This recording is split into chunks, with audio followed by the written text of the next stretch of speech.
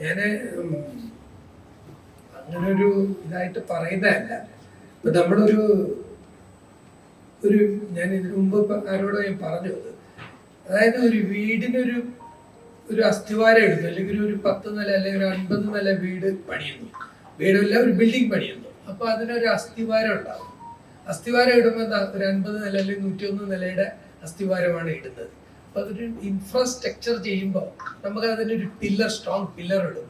നമ്മൾ കുറച്ച് അതിനുശേഷമാണ് മതിൽ കെട്ടുകയും വേർതിരിച്ചെടുക്കുകയും അതിന്റെ ഉയരം കൂട്ടുകയൊക്കെ ചെയ്യുന്നത്. അപ്പൊ പില്ലർ സ്ട്രെങ്ത് ഉണ്ടായാൽ തീർച്ചയായിട്ടും അതിനൊരു ഇമ്പാക്റ്റ് ഉണ്ടാവും. അതിനൊരു ഒരു ഒരു ഒരു വ്യക്തമായിട്ടുള്ള ഒരു ബാക്ക്ഗ്രൗണ്ട് ഉണ്ടാവും.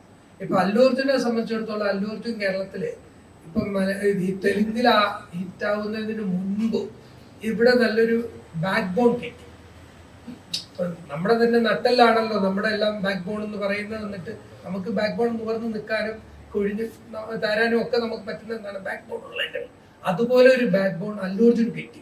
മറ്റുള്ള നടന്മാർക്ക് അത് കിട്ടിയില്ല. അതുകൊണ്ടാണ് പ്രഭാസിനാണെങ്കിലും രാംചരനാണെങ്കിലും കേരളത്തില് ഒരു സ്ഥായിയായ ഇപ്പൊ പ്രഭാസൻ രാംചരന്റെ പടം വന്നു നല്ല രീതിയിൽ അതിനെ വേണ്ട തരത്തില് യൂട്ടിലൈസ് ചെയ്യാൻ അതിന് ഇപ്പം ആരാണ് ഇപ്പൊ ഞാൻ ജിസ്മോൻ പരിചയപ്പെടുത്തുന്നതിന് ഒരു ബൂം ചെയ്ത് അദ്ദേഹം ഇന്ന ആളാണ്.